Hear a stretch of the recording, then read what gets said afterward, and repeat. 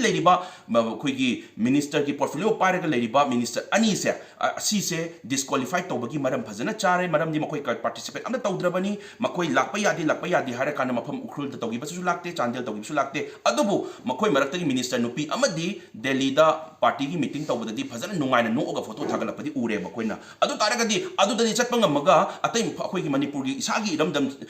जगह सिदबु मखोइना minister पाइसल लेरगा any अखोइगी meeting तौब मतमदा अखोइगी इरांग सिगी लोशनबगी तौब मतमदा मखोइ याउद्रिसि मरमदी मखोइ इरांग सि लोशननिंदे मणिपुर थुगाइबा पामे हाबसे अदुम ताक्सरबनेबा अदुना